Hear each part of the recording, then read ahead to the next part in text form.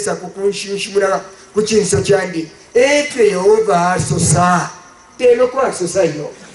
temayo asosa mukyalo kipya kyolesa alepanga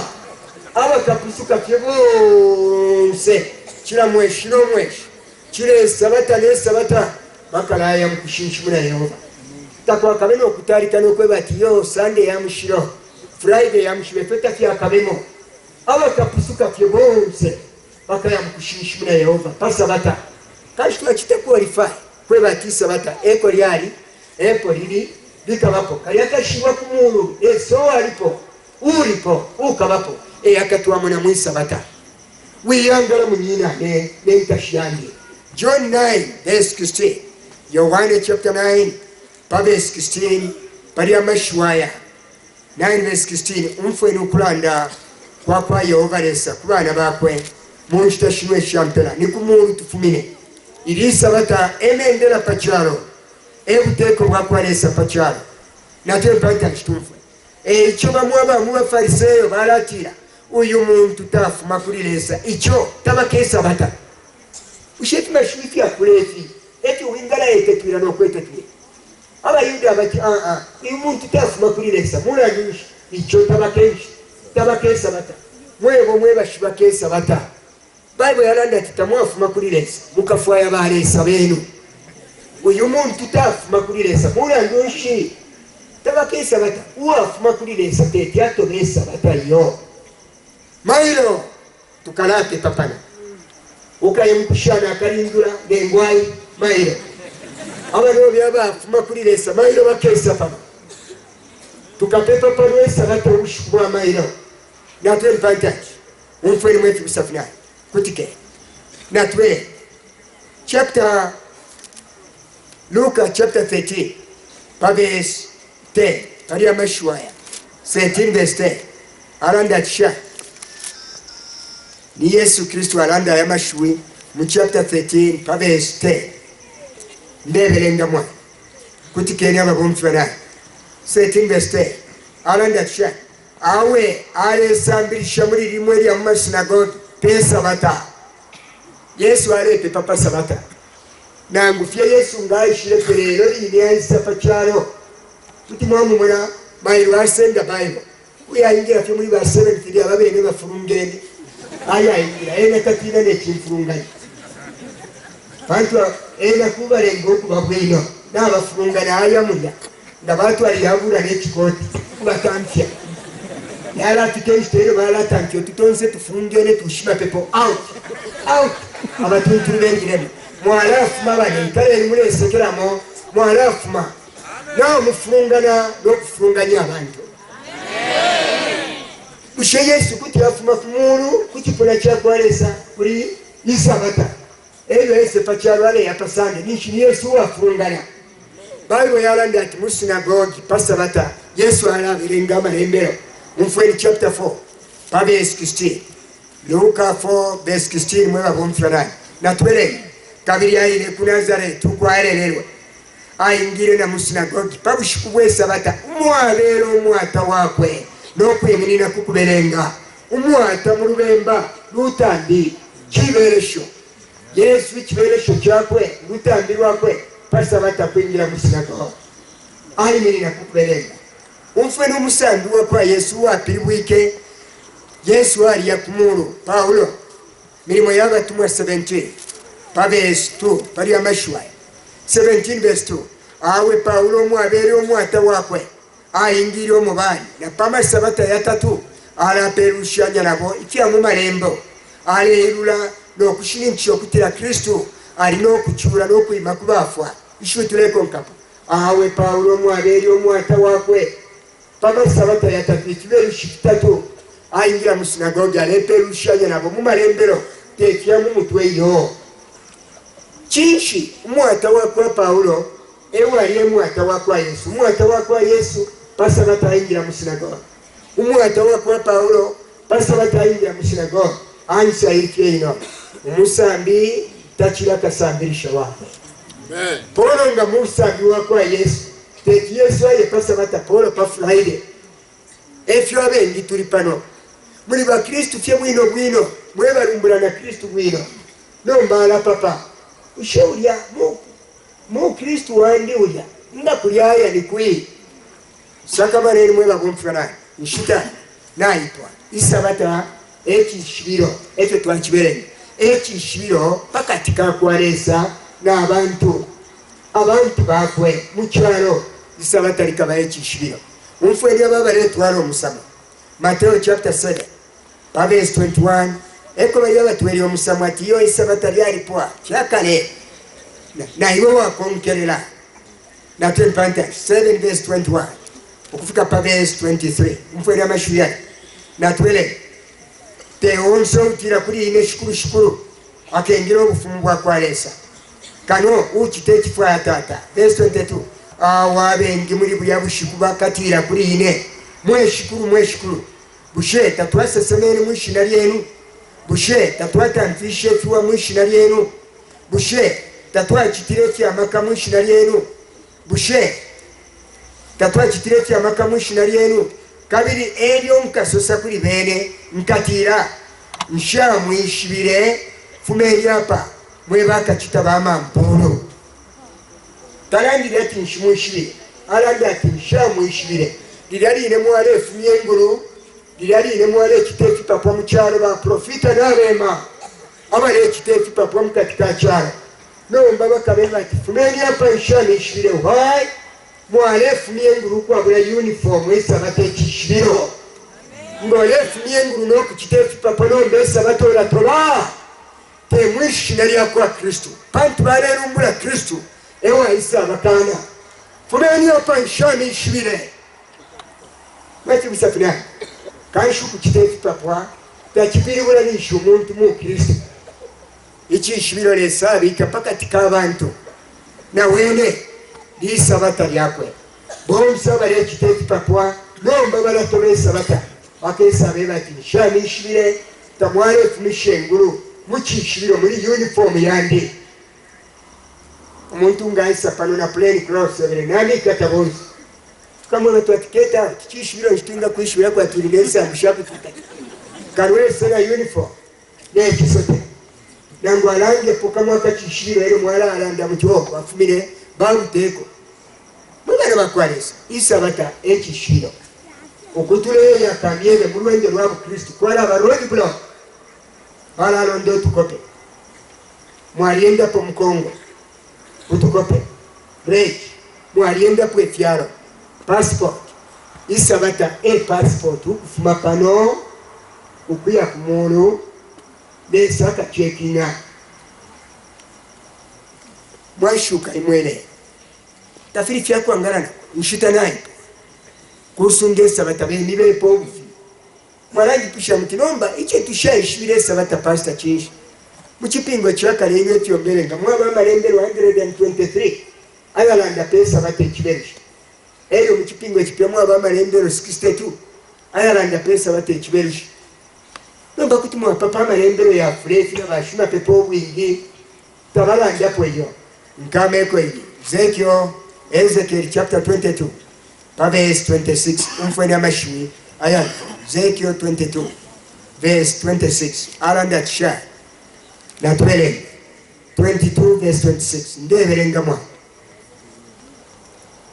22 verse 26 bashima pepo bachiko tabarangira kishima pepo kwati muma ni bashima pepo bengi bashima pepo bachiko bapiririka amalango yandi baperura n'ekya mushiro fyandi pakati k'akya mushiro n'ekya peruka tabapaturanya kabiri pakati k'akya kowera n'ekya sanguruka tabalenga abantu kwishiba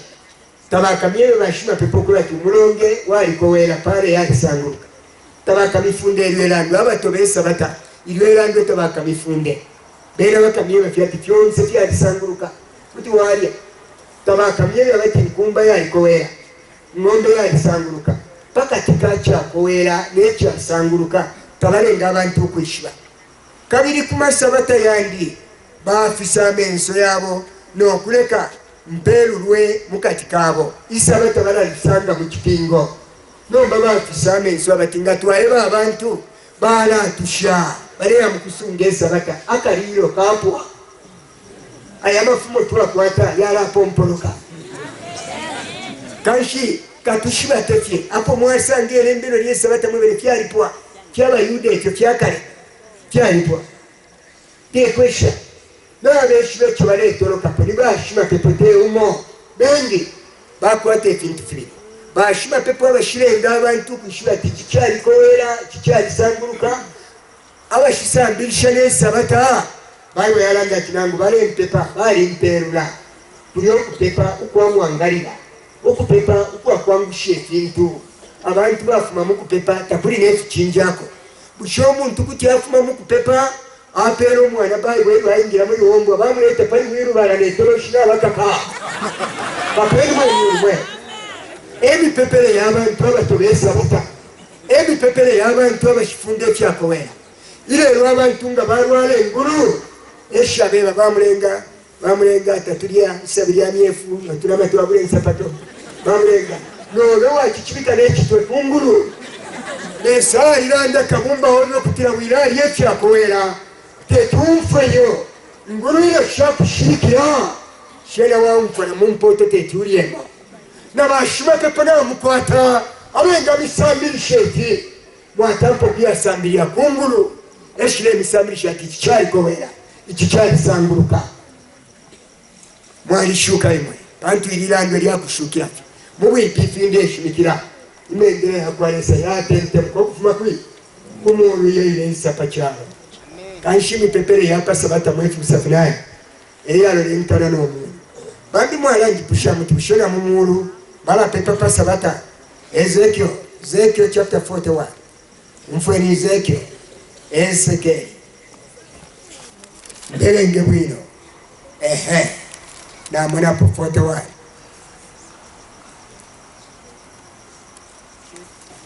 kubelenge efyo shukuru Yehova atira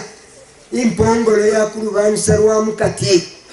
iyarora kukabanga ikabeya isarwako inshiku mutanda ishaku chitamo omulimo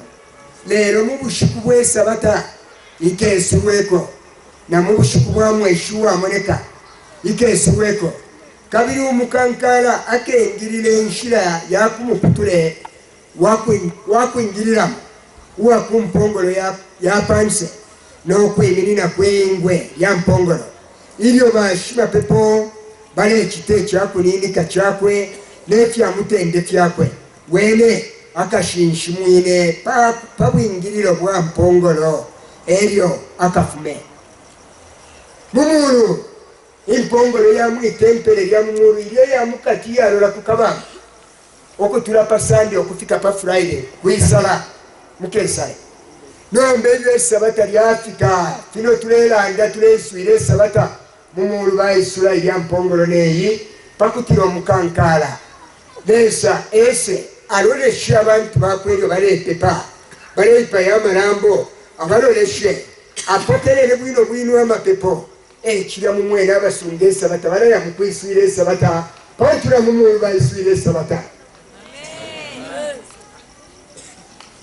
umwale njiwo kweba kinombe chimwiswire esabata uko mulibika mwishiku mutandali kwilo uko mulikomene nati tawuli mutunturu wene iliyoka mutunturu keshiba mumuru balesula isabata nga lyafika baisula mwishu yowa mukati na mkati panshinga mwaberenga isabata nga lyapa baisale mpongolo ya mkati finshipi ya chitika pasabata bachisula ilo lyapwe sabata mailo ilo likapwe sabata nga fino mumuru na mubaisala pachalo baisala ero nomba iwe chika kukole pa Sunday ukatantyo okutolauka haleluya haleluya brother nabesala empongolo nabesala echo nengiro mbashotemwa nengiro kukuperera shote kanshi chongo pakutira konfe kabiri nabesala ekiringo lekonkoleshi nabakwisa bakwa bani findera ndatekwa ngalayo mumuriro tulete papa chalo ilete pa Yesu arangiyo kweba ubufayo bobe buchitike paronsenga mwe mumuru icyo barete papa chalo na mumuru tire kimokine na yimi pepere yapa sabata echo ababa nesunge sabata na mashima pepo abale angala kukufunganye fintu bambi bala alwala amalwere ayo tabakole bambi bala fotu lumendo lesa tafaayo ekyamusera okwingira mu ŋŋanda yakwe iba lesa okulolesa oba nepepa asanje ekyamusera mu ŋŋanda mwalishuka lino elandwe lyayika okufuma ku mwono emana wayika okufuma ku mwono kanshi mipepere yapasa bata temipepere yabuntu museyo ekyo yashupira abengi mukonfa bakamye bati kwena basebe nkidemula pepa nombe ekyakukoshakosha teife twakosha mulwe wanjika webona kirapye ngomuno byomwale ngona nkobwalwa aleka obwa ndairo kinga kwakyobuleka obwala kingi pano ninkwata pasita okufuma mu pentecost mukalambuwala etungulula ekirongano kyonse ekya pentecost mu zambia balya mumona balya bakupapa mu zambia balya eba nankwe awo nfuma akashira awo nfuelandwe ebera ekifulota kyampusisho mwana wakwala esakinga twamubatisha irero tamishirira mukamu stiwe pasita alini pasita nereyoli weba wikale nekifulo kyo kino nalanda eri okakoshe n'okupepa ukeshi n'okwebatiranga ukaye mukupepa uleranga uliko okwebatira kiri mukati nabesa uletoloka nakitandiro uletolauka nekisapatu kwatunyangire mufimbala uletolauka kibi nakisa mwabomberi bonse